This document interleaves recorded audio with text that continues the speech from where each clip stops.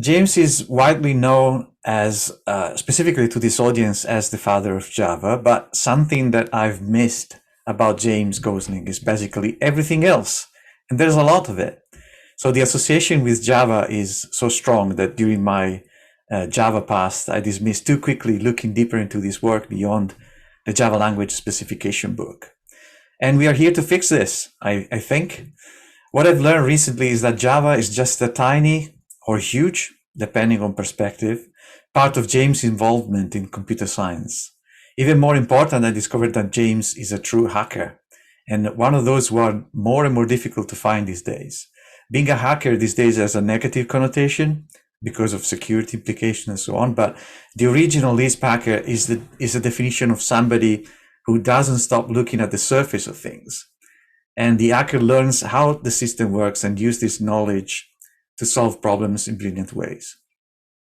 It is through this lens that I'm excited to hear about his thoughts about language evolution. And are there any lessons that our Clojure community can learn from the Java evolution? Are there pitfalls that we can avoid? And as you can see, I'm already going into questions, so I'll stop here and wait for the question and answer at the end. So please welcome James Gosling. Hello, pleased to meet you, and pleased to see you in the face for the first time, Renzo, because we've been exchanging email for a while, but now I get to stick a face to the email address. And yes, I am blushing. That was quite the introduction. And you know, when you invited me, you had this interesting line about a crack that I had made at some point where I said that I had exhausted my lifetime quota of parens doing my PhD thesis. And that actually turns out to be kind of relevant. So I thought what I'd do, because there's a piece of it that's relevant to thinking about Lisp-like languages. I wanted to start a bit by talking a little bit about my PhD thesis. All right, so screen sharing working for you folks? Yeah, all good. It works. Okay, yeah, great. Just so this is going to be kind of a weird talk. Most of it is about things to which I do not have the answer, but have bugged me for years, mostly around programming languages, and in particular things that are related to the kind of Lisp family of languages. And I'm not really a Clojure person. I'm definitely a fan, and I'm a fan of functional programming and a huge fan of immutability. Both of these get me in trouble because I like building large networks of immutable data structures. You know, the kinds of tricks and cool things you can do with immutable data structures is really wonderful, especially if you're trying to implement something like undo. You know, if you use immutability everywhere and you make and you want to implement undo becomes trivial. But I've been doing programming languages for a long time, and I've actually done quite a few compilers for a long time. Do any of you know about an operating system called Multics that was killed by its owner a bunch of decades ago? But my first paying compiler job was writing the Pascal compiler for Multics. So, you know, when Renzo invited me, he made the crack about my PhD thesis. And so the title of my thesis was The Algebraic Manipulation of Constraints, right? So a constraint is something that relates to things and is expected to be maintained true. One example is, say you have an editor for drawings and you want them to behave as though they're physical, and you want to be able to make a drawing that's got gears and levers and stuff, and you want to be able to connect them up and make them work. So if you wanted to, put a kit of parts together to do, make a steam engine or something, you would sort of build the equations to do that. And most people who have done constraint solvers, once the constraint network gets complicated, they start sort of dropping into numerical techniques, usually relaxation.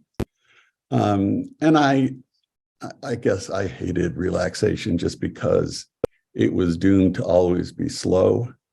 And I have this thing about fast. And one of the things you've got to remember is that the hot machine at that era was the VAX 11780, which is about 10,000 times slower than my laptop. Dramatically slower than my cell phone. And so, getting obsessed about performance was kind of the name of the game if you're going to be successful. And so my thesis was all about viewing programs as algebra to be symbolically manipulated. So, this big square up at the top here, where it says def algcon four-spaced ABCD, it just has these three equations, and that's it. And one of the weird things about this system is it's essentially all built as Lisp macros, but the Lisp macros get a little crazy. So one of the things I built as a part of this was a fairly decent symbolic algebra system. So you could give it equations and systems of equations and ask it to solve it for this or that or the other thing. So it would, take this algebraic constraint definition, extract the three equations, realize that there was a redundant term in there, t, and so instead of being three equations in four unknowns, or in five unknowns, it was just two equations in four unknowns. And it would then derive from this,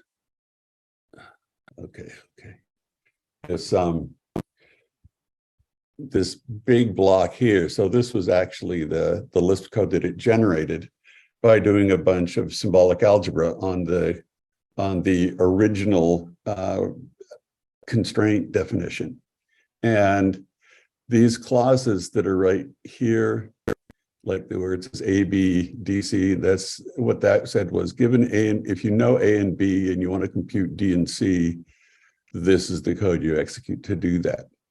And similarly, for like every combination of known values, it would tell you how to derive the known values. And since this was, it sort of realized that this is, two equations and four unknowns, given any two, you can derive the other two. So it would compute the function based on, from a symbolic macro function, it would compute all of these different clauses. And one of the nice things about that is that those clauses were all guaranteed to be consistent, all guaranteed to be correct. At least correct in that they all did the sort of correct derivation from the desired equations. And that was just super powerful to be able to do. And people normally don't write symbolic algebra packages as part of a macro expander. And I, in retrospect, I kind of thought it was a little nuts. My thesis committee thought it was nuts, but mostly in a good way. But it really got me addicted to treating programs as algebra, to being able to do complex computations on a body of code to drive new pieces of code, which you can do all kinds of crazy things with. The most obvious ones are things having to do with performance. But this one, I mean, it certainly helps performance, but it also does these nice things about guaranteeing correctness, right? So and it also makes the input piece really simple, right? I mean, how you go and enforce these three equations, given just that, and what's going to be derived, and that it's going to be correct. And you can do stuff like this in Lisp that you just cannot do in any other language, at least with a sane amount of work. One of the reasons that the reflection system in Java is as complex as it is, and you can derive code and dynamically link it, is because I got kind of addicted to it. And it's easy to do in the Lisp universe, and the code generation facilities in Java are extremely inelegant, but they do make it easy to cook things down to crazy performance. And often it shows up in languages in places you wouldn't expect it. So like, you take libraries like Jackson, they get their serialization performance by deriving the code for the object serializers. But doing stuff like that is just wickedly hard. And the way that sort of the Lisp family of languages makes that sort of plasticity of programs really, really straightforward and an integral part of the language is something that I've always been deeply in love with. And in this particular case, the reason that this gets doubly interesting is that as soon as you start getting constraints and you start connecting them together into systems of constraints, is that on the one hand they can look pretty simple, but this one has got a cycle in it, right? It's just two additions and with a cycle, right? And while it's not immediately obvious what this constraint says is that B must be halfway between A and C, right? Because there's that one arc down on the bottom that's really an intermediate value that's and one of the nice things about having a constraint be a piece of algebra that just specifies what is true, you just take a network with circles, they all have their own little bits of algebra in them, and then it just turns into a larger system of equations, and you can take a group of constraints and turn them into a new constraint. And the constraints get more complicated, but they're also dramatically fast because it eliminates all searching. And it's this sort of plasticity that I just love in Lisp. But is this curious or useful? I don't really know. Doing math code, I keep wanting to have something like this, but I've not seen a whole lot of good uses for this kind of thing. Once you're outside of the universe of math, In my previous job, I actually wanted to do this because I was doing a lot more math. And in particular, I really wanted to be able to do symbolic differentiation to derive code. And for reasons that don't matter, but it was really, I really wanted to like break down and start a different project instead of hand coding multidimensional derivatives. But I did the sensible thing and just hand coded the multidimensional derivatives. And that sort of leads into sort of changing directions here a little bit. One of the questions that I've always found interesting is like, what will developers tolerate? Because developers are there, they're trying to build something and they want to build it, they want to get it done as fast as easy as they can in general. So one of my examples of this that I like a lot is the original Emacs.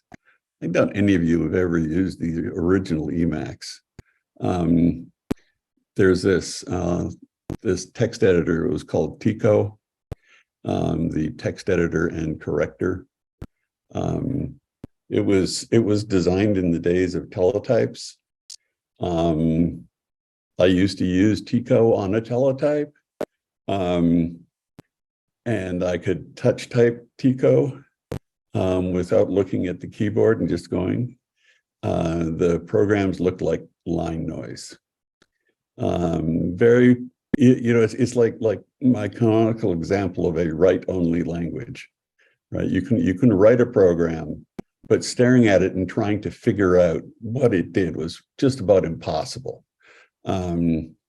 because every command was one character, exactly one character, right? So this little piece here says print all lines containing and, right? And so the less than is the beginning of a loop, search for A and D, escape, 0T prints everything in this line to the left, and then T is equivalent to 1T, which is print everything to the right and then go back.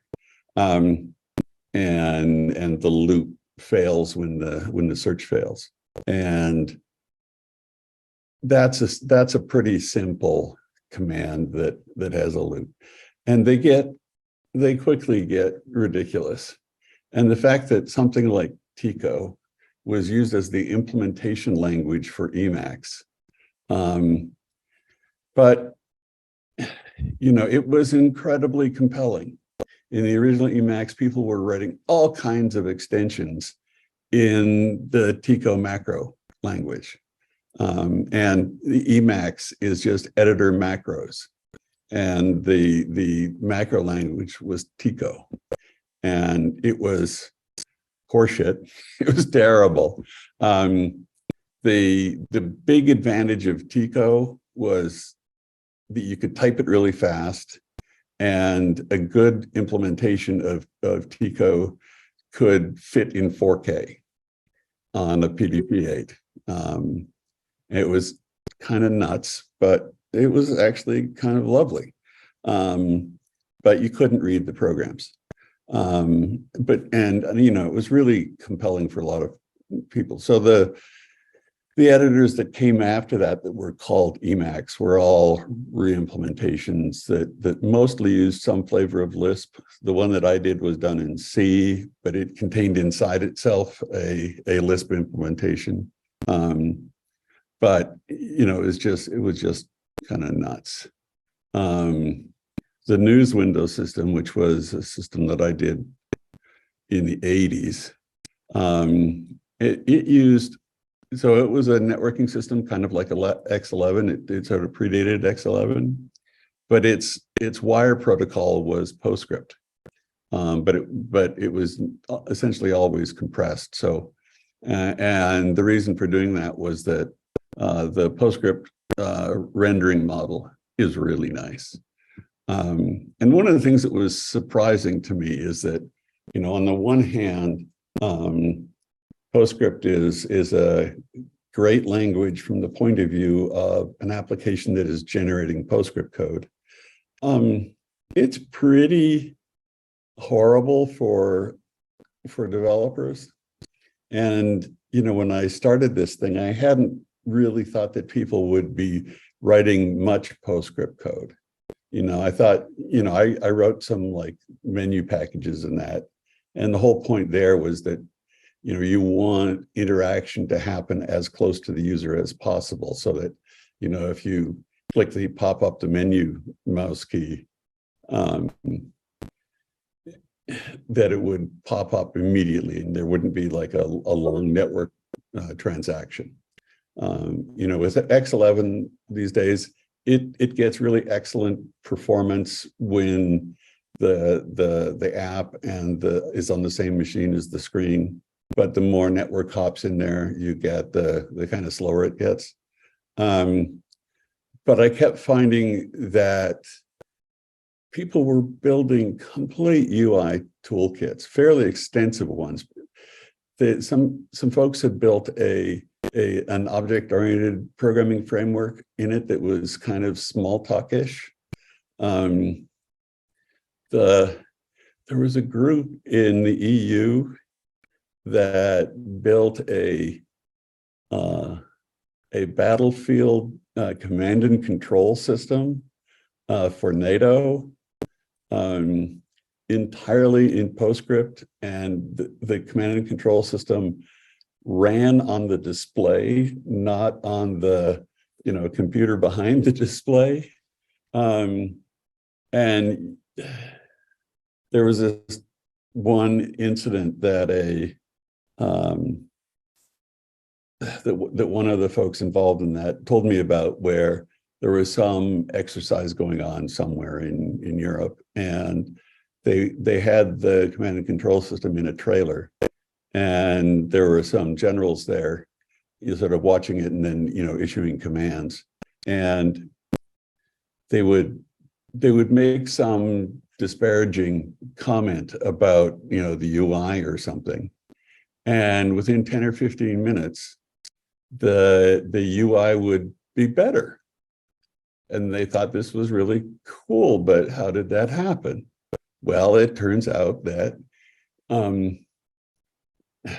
in a different trailer, there was a guy who had made a connection to the Windows system. It's just like you can have multiple apps connecting to an X11 server.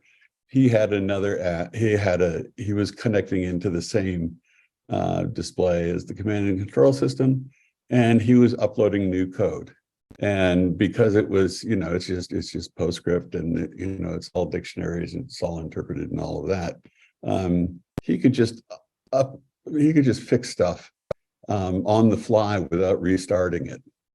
And it's like, oh man, that's very cool and very twisted. And I had sort of thought that PostScript was horrible at this, but all the users were finding just really compelling things to do, and they would put up with how crazy it was. And when somebody is starving, they'll put up with anything. And yet that can sort of, that itself can turn into a problem, because when you've got systems that have something that's awkward about them, that creates sort of resistance to adoption. And like the line on the bottom, when you're starving, you'll eat anything. But if you're not quite starving, you're going to pass on a lot of stuff that would maybe actually be fine. I mean, try to get your kids to eat octopus. Not going to happen until they're a little older and they get a little braver. And then they go, oh, that's actually delicious. That is a compelling food. So, how do there's this question about sort of how do you attract developers? And part of it is compelling value. And I think all of the Lisp languages have that in spades. I mean, the things you can do that, like my PhD thesis, I found the plasticity of Lisp to be extraordinarily compelling. I don't know how I could have done it any other way, particularly back then. But they also want things that are relatable and comprehensible. And most people have a hard time with Lisp because there's a lot of stuff about Lisp that sort of fights people the wrong way, and they have a hard time sort of getting through it. And you know, one of the things that is both a powerful beauty and a big problem with Lisp is that its parser knows nothing about semantics, right? It's able to build a parse tree without any knowledge of the language in the parser. Of course, that sort of forces the language to be in a kind of tight category, but that's, I mean, that's kind of what makes macros work, right? That you can parse a macro without knowing what it does. And you know, in a language like Lisp, you don't really know what's the language and what's not the language, because everything is macros, right? So it all distills down to something else. And trying to figure out like what the kernel of the actual language is can be a little challenging. And you probably can only figure that out by looking at the source. But it creates sort of a syntax and semantics that lots of people have a hard time thinking in that way. You know, a lot of people, they sort of parse parens as clutter, especially when there are a lot of them. You know, more than like one or two levels of parent nesting, and life gets pretty weird. And if you don't have a decent tool, typing parentheses and getting them to match properly, right? So the original Unix Emacs the one that I implemented in 70, well, it got good enough to support itself was in 78. And I had previously been using the Emacs that was on Multics. And then, you know, trying to do my PhD thesis, I just had to have Emacs. So I was actually building Emacs while I was building my PhD thesis. And you know, a bunch of the motivation behind that particular Emacs was I just couldn't do parentheses matching in my head. You know, you get 10 or 15 levels deep in macros, and you know, your head explodes. You just can't get it right.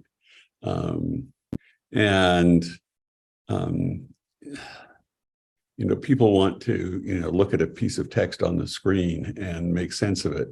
And the parents can make that very difficult. Also, the fact that the verbs tend to be at the beginning of a sentence don't map to the way that most languages work. I mean, if it was all postfix, it would probably be great for Germans.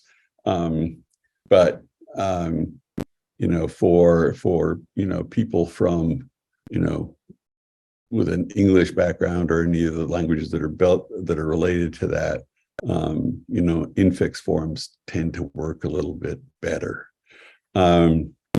So over the years, I've spent a bunch of time on and off trying to think about ways to build a language with some of the properties of Lisp, but with syntax that kind of fits better with most people's concept of what a programming language looks like. You know, so most of the people out there who are currently developers, they've learned some language like C or Java or whatever first. And then going from that universe into the Lisp world is pretty hard.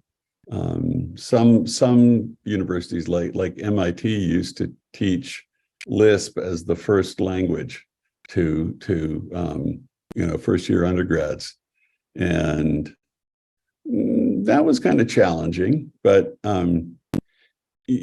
so one of the questions for me is, how can you come up with a syntax that is, I don't want to join.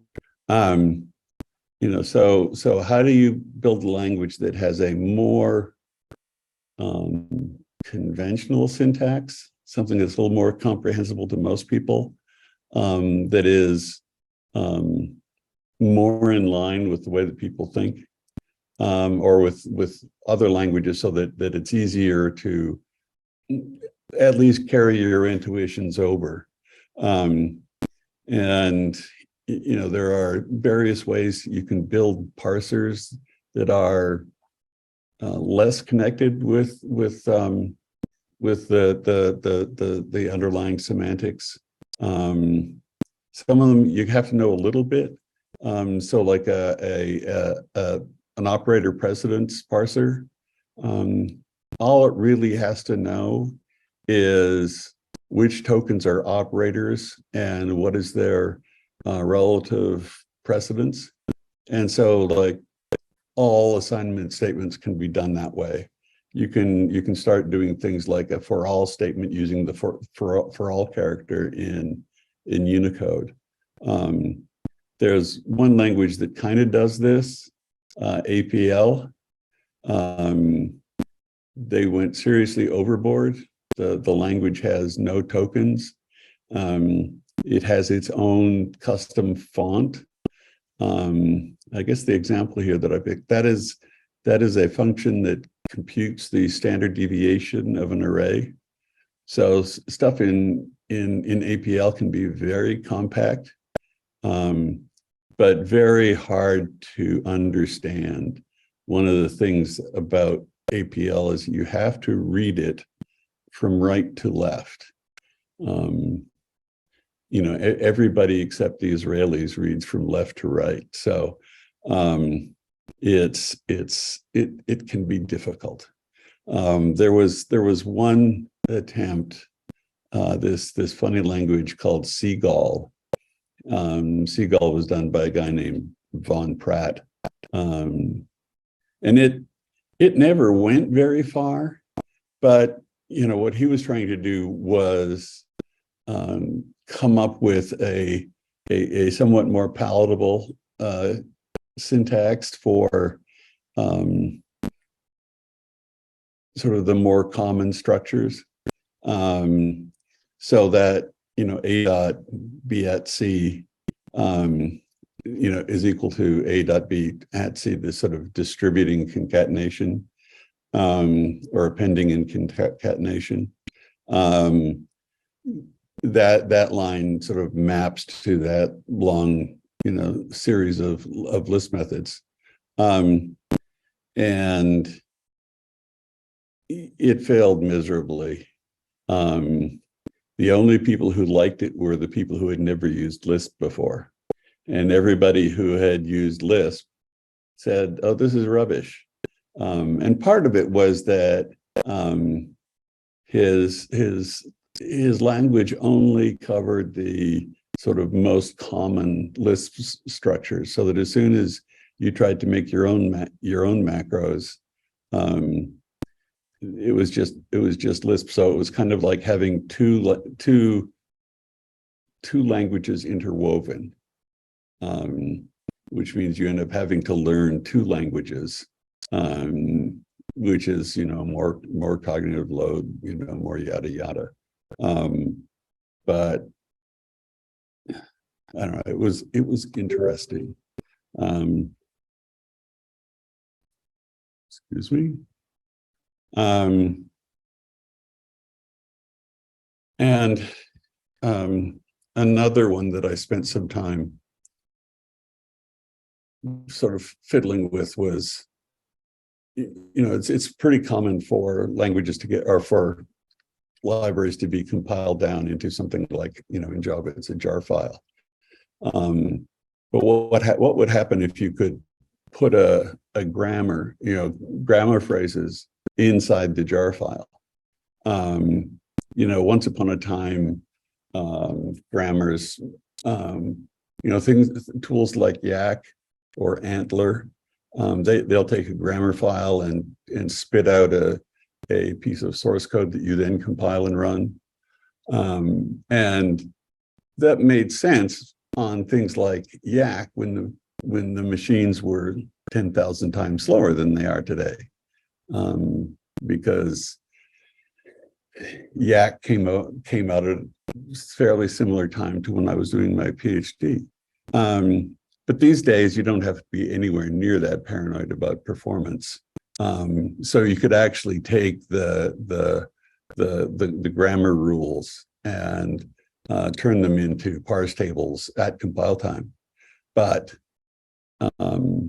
for any of you who have used tools, that are sort of descendants of Yak, resolving ambiguities in grammars that have more than one rule, especially when the different rules come from completely unrelated libraries, it's just crazy. And it's, I'm sure that to do this would be multiple PhD theses to get it anywhere near to reasonable.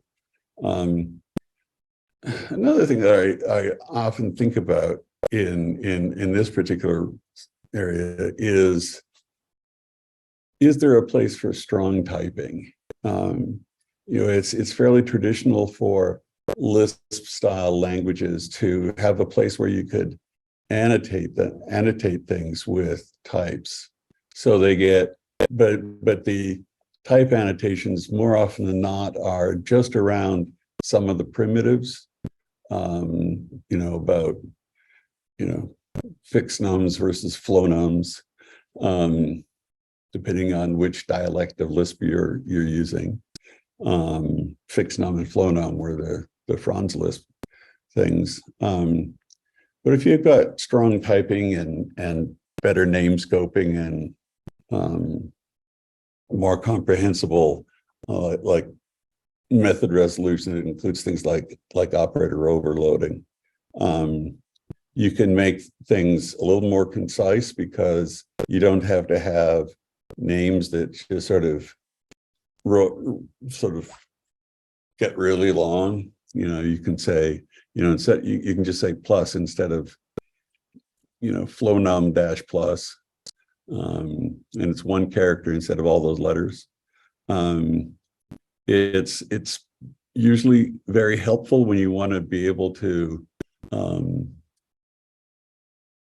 start reasoning about correctness, and that ends up being a big factor in a bunch of tools. So like the more you know about the stability of the type of something, the more you can improve the performance of things. So it's both used by compilers to figure out how to make things faster, and by editors to be able to say, how to refactor something, how to refactor methods when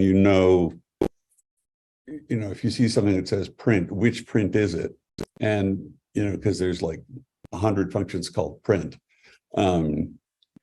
so that you can just have an easy to use name, but you don't have to say print image or print person record, things like that. It's just like print this thing and it figures it out. And a lot of what goes on underneath refactoring is dependent on knowing what it is you're trying to do. And when the types are always dynamic, that gets in the way. Dynamic types generally are easier to do in the compiler, but a complete pain in the ass at runtime, because you can't just generate an add instruction. You have to do something more complex, right, where you're figuring out the types of the operands and then doing the add. And if you want to make that be fast, you've got to do a lot of really exotic stuff, which is, both the JVM and, some of the JavaScript implementations do that. But particularly in JavaScript, getting performance out of JavaScript is an insane activity. But given the amount of sort of economic value around JavaScript these days, companies have invested dramatic amounts of money. It's really hard to build a language like Python or JavaScript or even Lisp, both high performance and buildable by a decent sized team. If you want to have like a half a dozen people build a really high speed, compiler that generates really high speed stuff, it's kind of hard to do that without strong typing. But these days, often people don't care that much about the performance. They're worried more about developer performance than in running performance. And in stuff that runs in a web browser, where the web browser, 100% of all the CPU cycles on a laptop or a phone that is running some JavaScript is dedicated to that user. And sorry, there was just somebody at the door. But if you're trying to spread very large volume of work and do a lot of work over a lot of people, you really, really need every drop of performance. A lot of the guts of AWS is Java, and AWS has a pretty big Java team, and it's all about performance. Particularly garbage collection performance is our largest team, but it's a really big deal. I should have. Well, that's formatted badly. So in another past life, one of the things that I did was I built the original prototype of the refactoring engine that's inside NetBeans. And in kind of looking back at it kind of, there's a specification language in it that is essentially a tree production system, right? So this is, if you see the pattern $1 plus $2, and you read the colon as where $1 is an instance of int and $2 is an instance of int. That maps to add int of $1 and $2. And it can be really nice to be able to do complex Booleans on these tree matches. And there are some really interesting techniques for being able to have, tens of thousands of rules and pass them over large trees of code. So the standard test suite for evaluating this was essentially all the Java code that Sun Microsystems had, which was at once, which was many millions of lines.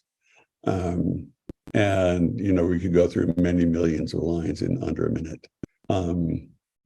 And it's a refactoring engine, maybe. It's also almost like a grammar, so if you could parse things down, this is kind of like the Lisp macro system, except that it's got the ability to test based on structure and typing. It just feels like there's something there that might be worth playing with, and I've always wanted to do that. And that kind of leads into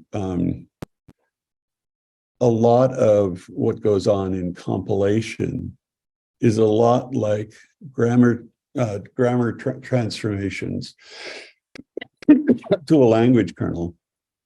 And if you want to read a fascinating master's thesis, Guy Steele's master's thesis from MIT, it's called Rabbit, a Compiler for Scheme. And it's a crazy compiler because it knows almost nothing, but the things that it does know something about, it knows a lot about. So it basically just has sort of arithmetic, function invocation, and kind of a really simple conditional, and it builds everything out of that.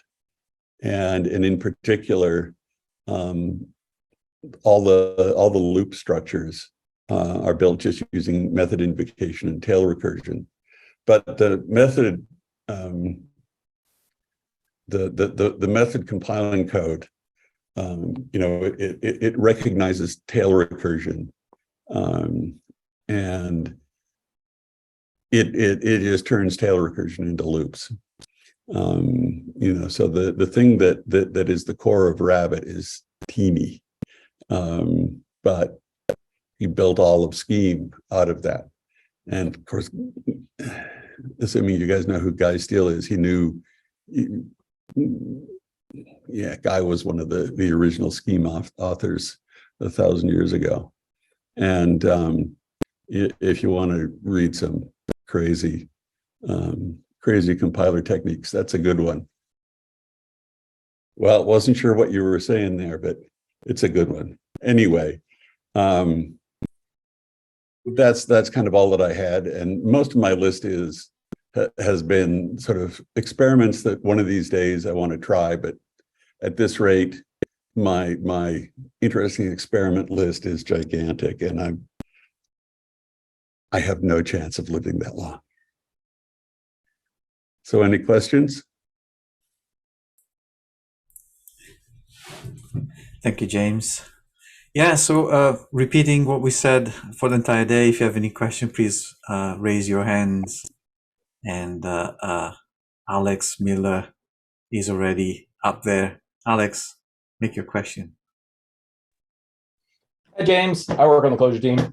I was wondering, when you're talking about the syntax stuff, you didn't mention Fortress, but I thought that was a really elegant, had a lot of interesting approaches to the infix operators and operator precedence stuff. And I was wondering if you had any. Yeah, I like that. I like that a lot too. But that was another Guy Steele thing. So he's just wonderful. He was also on my thesis committee. But the one thing that kind of, well, so one of the things that he started with in Fortress was that this was meant to be a replacement for Fortran, namely a language that was intended for people who were doing mathematical stuff.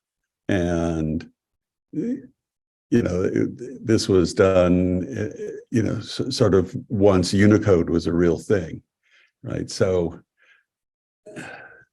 pretty much in existing Lisps, since Lisps and C and Java, they all predate Unicode. And so Guy, one of the things he decided was really exploit Unicode. And it was pretty easy to find completely incomprehensible pieces of Fortress.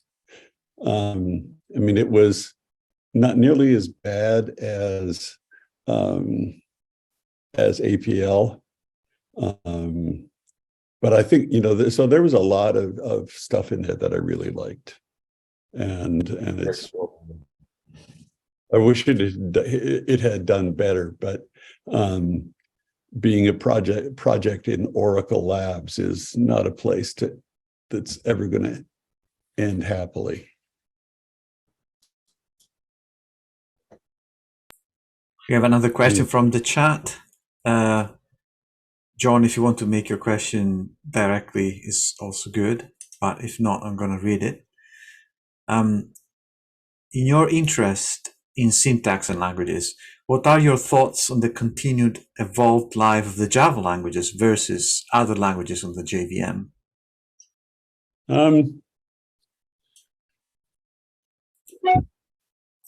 So when Java was started, essentially all languages except C died. There was an incredible diversity of languages in like the 60s and 70s, but by the sort of late 80s, almost everything interesting had died because C was essentially assembly code that was a little easier for people to comprehend. And so when I was working on Java, one of the goals was essentially to give people rocket science without knowing that it's rocket science. So it's kind of the wolf in sheep's clothing model. I wanted C programmers to be able to look at a Java program and think they understood what was going on. And mostly they did. They could tell that something or other was allocating storage, but they'd get confused because there was no free. But underneath it was something. And since then, Java has, so being successful turns out to be a problem because there are now billions of lines of Java code out there. And, within like a couple of years of Java being launched, it became really clear that we couldn't change anything that would break anyone's code. So that puts a real crimp on what you can, just how crazy you can be in evolving things. And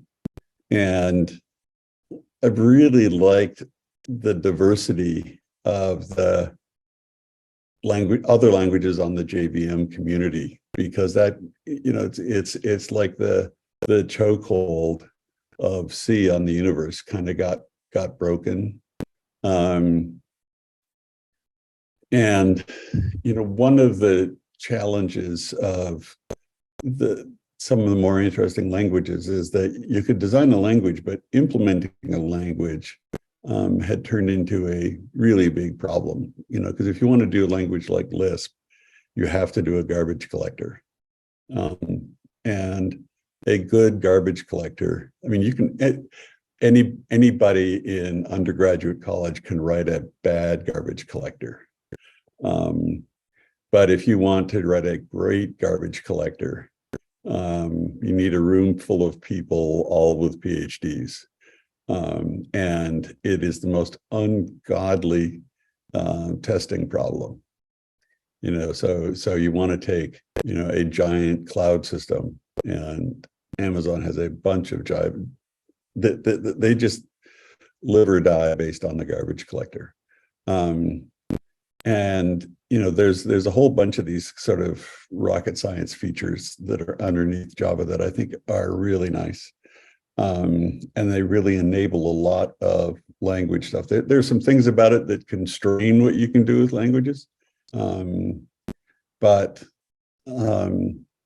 So I guess the short answer is I really like the other languages. And you know, a lot of them are pretty interesting. And even the fact that some people are doing, I think, boring languages, like there's like 4 or 5 COBOL compilers, which is kind of cool and kind of nuts. You know, speaking as a person who in one past life got paid actual money for writing a COBOL compiler, you know, it's one of those shameful jobs. It's like, did I really write a COBOL compiler? Yes. And so, yeah, I really like it a lot. I mean, the you know, Brian Getz and company at Oracle, who are doing the Java evolution work, they're kind of the center of it. I'm generally really happy with what they're doing, and some of the stuff that they've been working on is really, really hard. The Valhalla stuff, I think they really underestimated how hard that was going to be, because I had spent a bunch of time on it, and it was, you know, it's many PhD theses to make Valhalla work. Someday they'll get that one to really work. But yeah, no, I'm a big fan of kind of any of them. And which one I'm a fan of any particular day depends on what I'm working on. And most of what I'm working on over the last 5 or 10 years has been IoT things where sort of nothing matters more than reliability. You know, so if you're going to deploy a piece of software to, you know, like millions of utility meters, you want to know that it works. So, you know, tend to be more worried in my day job about, you know, how you approach knowing that something is correct. So, and that's one area where Java has worked out pretty well. The really tight memory model helps a lot. But a lot of the things that kind of feel to me like creature comforts become somewhat less important. But I still think that Java has got a while to catch up to like Simula. You know, Simula was a really, really interesting language from the 60s. Or there was a Lisp dialect out of IBM Yorktown that was called NIL. And they had well, it's kind of in a Lisp direction, but had a fascinating type system. And, you know, there's just all kinds of things that one could do. But I tend to always view the programming language problem around what is it you're trying to build with it. So, you know, and so for my PhD thesis, Lisp was absolutely perfect. For other things, it's sort of different. So we have a few more questions. Jordan has been collecting from the audience, so I'll leave her ask the questions. There are also a couple of raised hands. Yeah, I feel like Alice and Egg have both been waiting so patiently before I pull the Zoom questions. Although, do we know who raised their hand first, or else I'm just gonna make y'all duke it out? Yeah, Alice first. Alice first. Okay, Alice. Hey. Hi.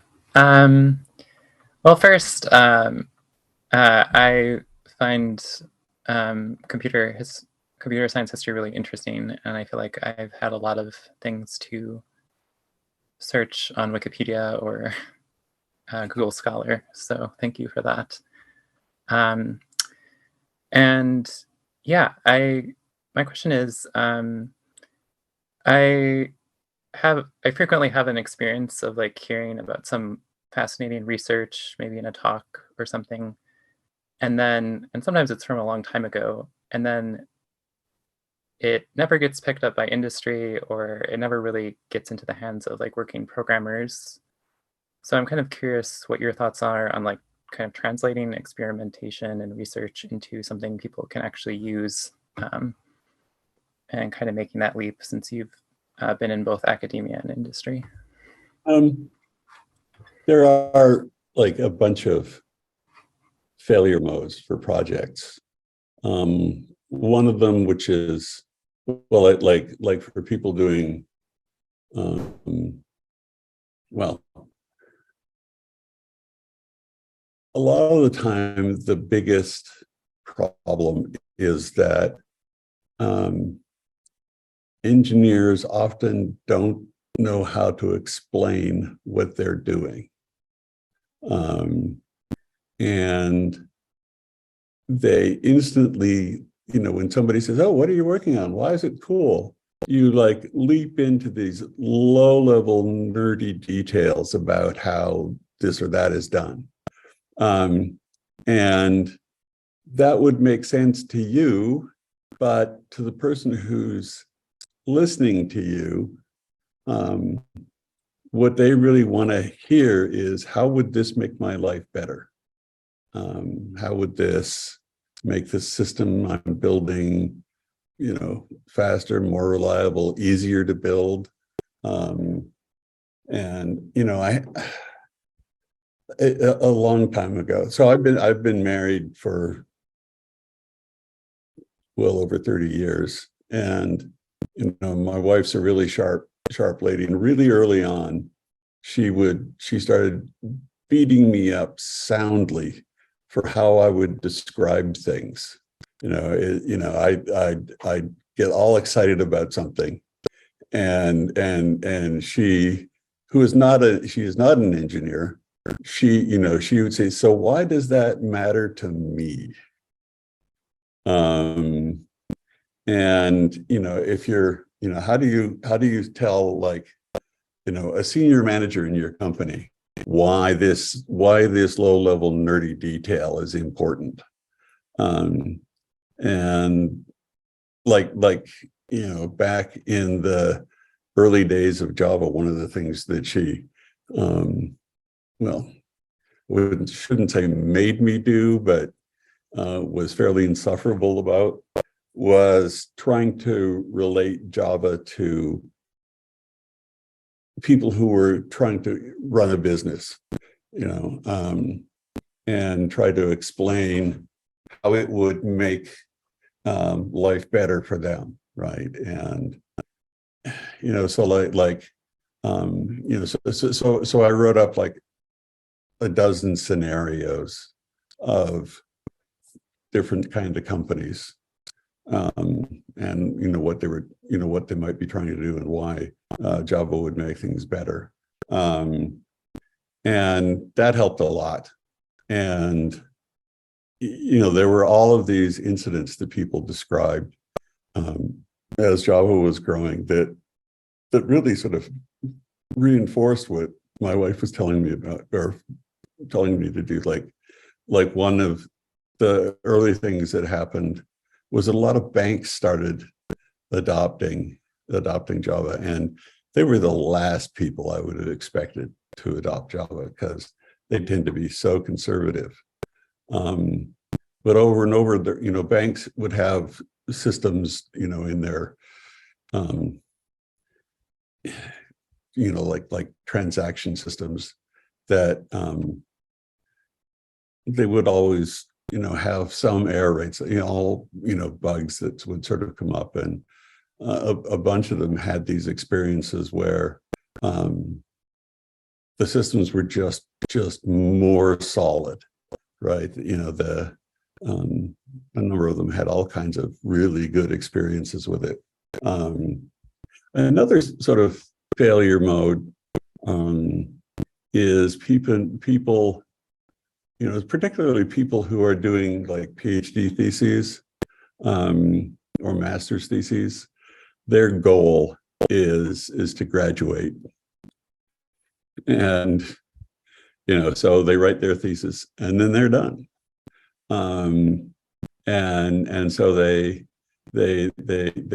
don't try to spread it around, or one of the really common forms of that failure is that, sort of the compute power of the day is just barely able to perform the work. The thing that I did for my thesis just barely worked on a VAX 780. Doing symbolic algebra on large systems of equations and deriving code from that, it would bring the VAX 780 down to its knees. So, just in terms of the compute power of the age, it didn't make much sense. These days, it would be, a whole lot more sensible.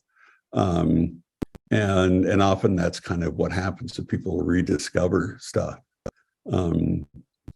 So like I used to do a lot of graphics work, and there was a whole period in the early 2000s, where I'd go to SIGGRAPH every year, which is the big computer graphics conference.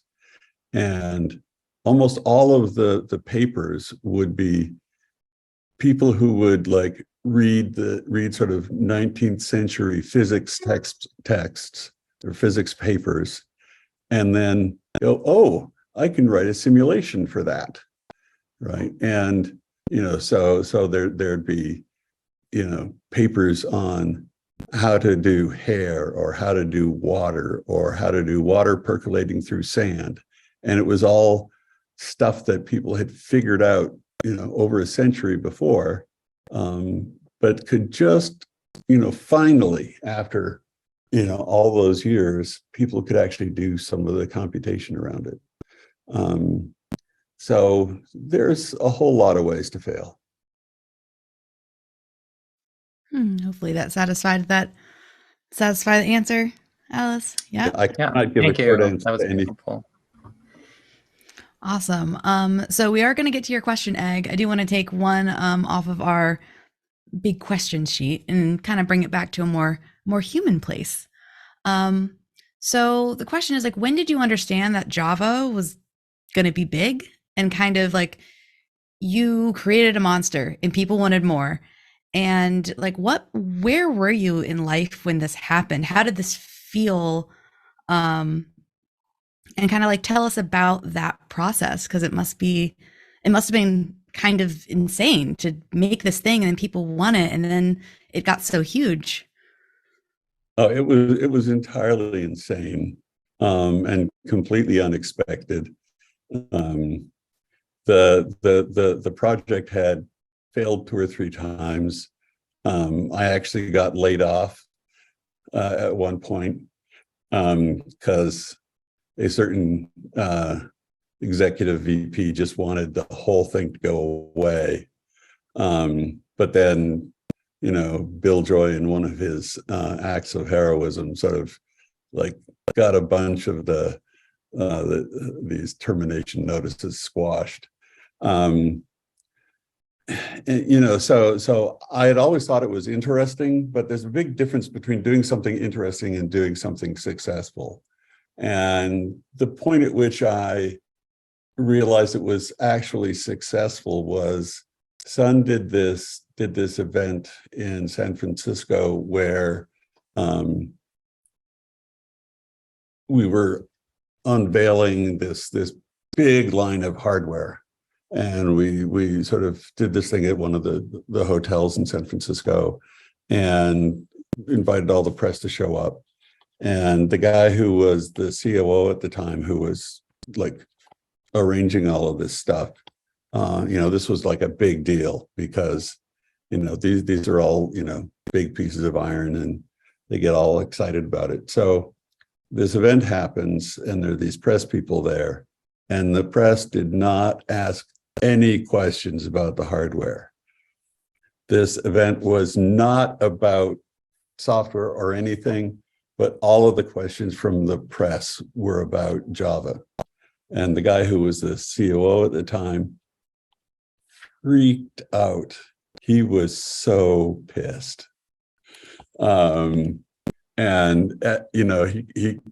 of came after me, and I was so happy.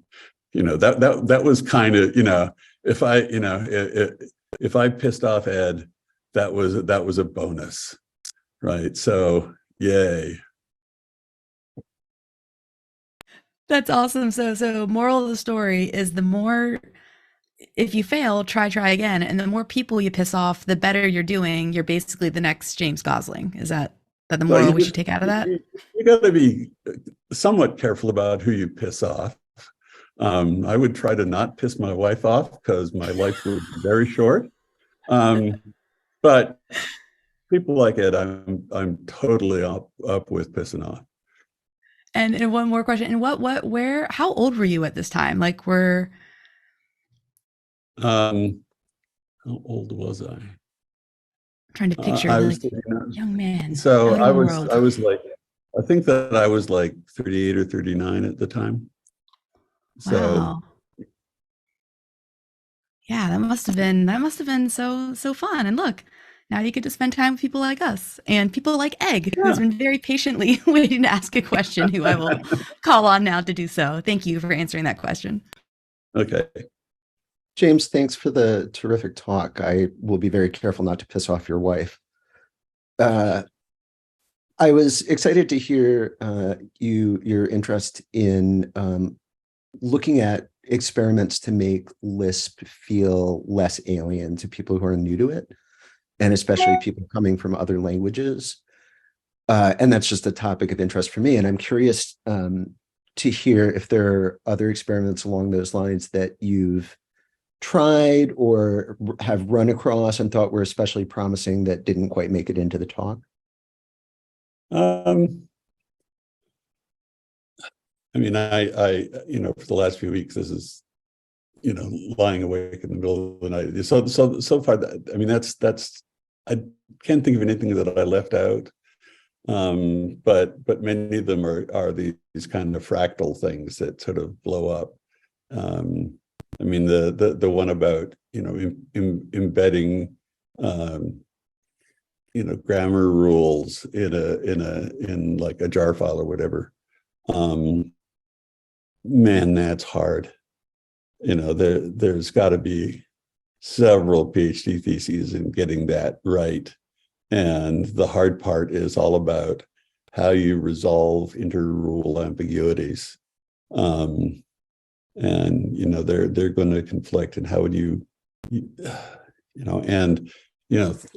for people who are used to doing Lisp, the thought of a grammar is kind of a foreign concept, because the grammar is always, there is no grammar really.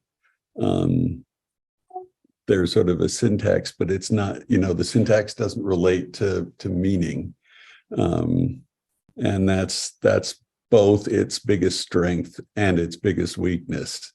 But and like one of the ones that I always found intriguing was Seagull, the von Pratt's thing, and I there's a part of me that wonders, did he just give up early? Because he was getting a bunch of pushback. And von Pratt was my office mate for a couple of years. Could he have gone farther? I don't know. And the problem with what he did was that he had to sort of pick a piece of the Lisp syntax to do, or the Lisp underlying language to do. He didn't have any extensibility, so that if you implement, so if you, like in Lisp, right, you can write a for loop, and you really like it to be a for loop, and for is actually a bad example because the Lisp syntax is excellent for that, or reasonable anyhow. But all kinds of other things get more complicated, and the fact that his grammar wasn't extensible was a bit of a problem, but I don't know how he could have pushed it more. But that was also a Lisp from the 70s. So Do we have any more folks who may want to ask a question live by using the reaction to raise their hand? I want to give you that opportunity. And if you asked a question in the chat and you want the opportunity to get some face-to-face time with the man himself, now would be your time. Oh, Tommy. Oh, everybody, that's my brother. Hi. It's my little brother. Hello. Go on, Tommy. Sorry, I was muted. Okay. So this is a very general question. So answer it however you wish, right? If you had the opportunity to say one thing to every programmer on Earth, I'm talking anyone that has just messed with HTML on a web page, anyone that writes compilers, anybody, just one thing to say to everyone, what would it be? Have fun. If you're working on some engineering project, find the fun in it.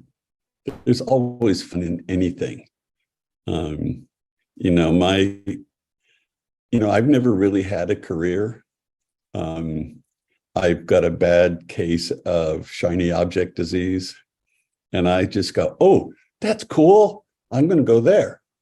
And so it's like whatever I'm working on, if it isn't fun, I'm gone. But I've also found that I can find fun in almost anything. So, it's, and as soon as you can figure out how to make things fun, you're more engaged. You don't get distracted. You're almost certainly going to be more creative. And life is boring if your nose is on a grindstone. Yes, yes. Wait, all right. Conference over. We're done. That's it. No, I'm kidding. Thank you. Okay, we will ask a question from the Zoom chat right now. Flinchbot asked, in your interest in syntax and language, what are your thoughts on the continued evolved life of the Java language versus other languages on the JVM? Also, follow-up question from me, how many other languages are on the JVM? I know about Clojure, clearly, but how far does this go? How deep do the roots reach? There used to be a whole website dedicated to all the languages on the JVM, and of ones that are sort of reasonably successful. There are certainly dozens of things that people have done. There's thousands, and one of the feature requests that came in, over and over again was, can you make this more applicable to general languages? And usually the things that they wanted changed were things that would damage security. So like C is very dependent on the fact that you can break type encapsulation. The fact that you can cast an int to a pointer, or my favorite thing that causes lots of people trouble is you've got a data structure that's got a field that's just hidden because you want it to be hidden when you're a developer who designed that. But somebody will figure out that there's a Boolean at byte 7 that does something that they find useful. So you'll find in all kinds of code, people will take a pointer, cast it to char star, add 7, and then set that to 13, right? And man, does that fuck people over. And because Java got really obsessed with correctness and reliability and all of that, because when you're building some of the systems that people are building, the last thing you want to be doing is hunting down memory corruption bugs. So there were a whole bunch of sort of language evolution paths that I was not interested in because they just caused problems. But oh man, I have no idea how many there really are. Somebody used to have a website that was kind of a collection of them, but I haven't looked at it in years. I think Egg was very helpful and put it in the Zoom chat, which I then put in the Discord channel. So the Wikipedia article of all of the languages to answer the question. I guess I could have Googled it, but Sadly, it's there are only maybe 50, so a very, very small sampling. Yeah, that So- actually made the list. In that vein, somebody asked, have you tried Clojure? What do you think about it? And you're only allowed to say good things because this is free Clojure. Yeah, no, I mean, from the stuff I've read, there's a really strong emphasis on being functional. And I'm a big fan of functional. It's actually one of the things that some people find most obnoxious about my coding style, is I tend to write very functional code. I will use recursion instead of an array, for example. And it's usually way faster than people think to do things functionally. The problem with functional programming is that most people don't think that way. And well, with my most recent project that shipped, I knew that my part in the project was done when I was summoned into a room, and it was sort of like an intervention that the family has with an alcoholic. And so there were these people that had joined the project, and they were like, your coding style is psychotic, and I was like, okay, great, you can run this through whatever pretty printer you like, and maybe do some refactoring to get rid of some of the things you find most obnoxious, but okay, you guys own it now. And many of the things were like being very functional, because most people, even really good engineers, they do recursion kind of accidentally rather than explicitly. Recursion can be a kind of mind-numbing if you think about it. It's mind-numbing. If you don't think about it and just let it happen, it's just okay. I'm a big fan of any language that is plastic. So the way that you can mold the language, that's kind of a feature of all the sort of Lisp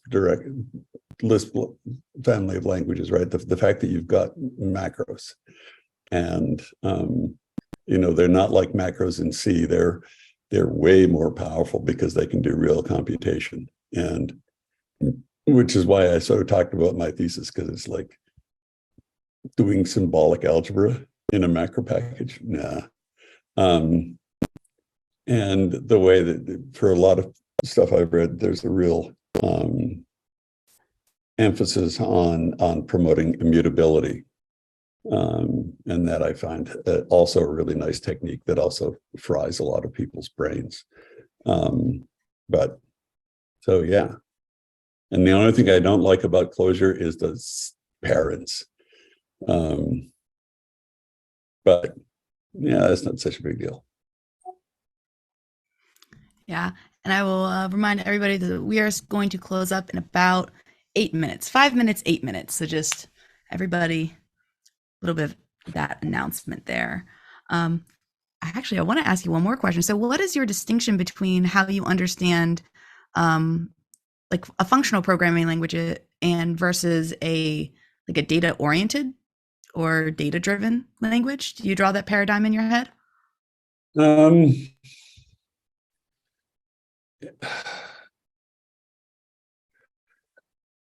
I guess the way I tend to think of it is that So in most of the ones that you think of as sort of like procedural, they're in this sort of like von Neumann model where there's like you do this and then you do this and then you do this and then you do this, right? So there's a sequence in timing that's very much linked to the sequence that you write it down in. And if you look at functional programming, I tend to think of it as anything that kind of looks like math, and it doesn't really have, there isn't really time. There's ordering, but not time so much. So like, if you want to print out a decimal number, you can allocate an array and then take the number, divide it by 10 over and over again until you get 0, and put that into the array, and then you print it out backwards. And that's kind of the functional way of printing out a number. If you want to do it, sorry, the procedural way of doing it, because there, you do this, then this, then this. In a functional, the functional version of it has no loops, right? You just go, print decimal of x, and what it does is says, oh, if x is less than or equal to 9, then I just print that digit. Or rather, well, mumble. The easier way is you say if x is greater than or equal to 10, then you recursively call yourself with your argument divided by 10. Otherwise, and then you take your x and say x is x mod 10.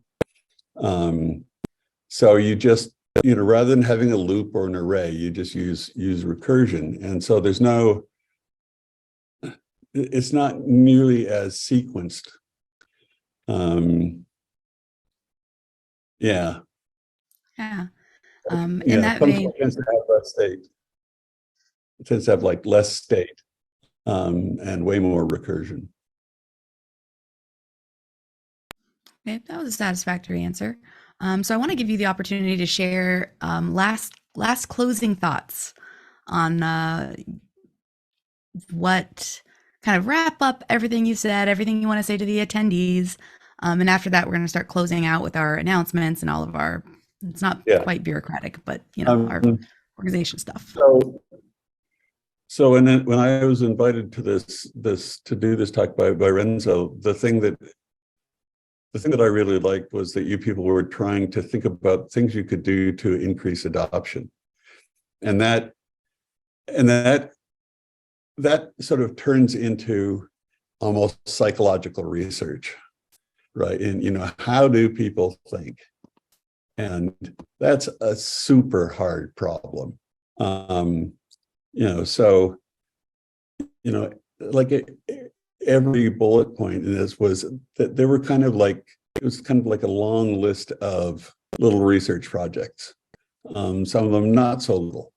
And so I encourage you folks to not try to do a design and then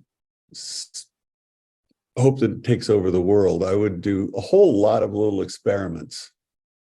Don't overthink it. Do the experiments and see what catches people's eye. Because one of the, I don't know how to say this without being a little insulting, is that the one of the big advantages of not having gigantic adoption is it's a whole lot easier to change things, right? I mean, you guys have dramatically more freedom of action than the current Java language team. You don't have billions of lines of code to break. I mean, I know there's quite a lot of closure code out there, Clojure is definitely one of the more successful languages on the JVM. But it's a lot easier to change, and just the plasticity of the core language is itself kind of a grant of freedom. So play, do experiments. Don't try to resolve anything. Just do experiments and then find your way through it. James, for being with us today. It was really, really a great gift. Thank you very much. Well, and thanks for inviting me.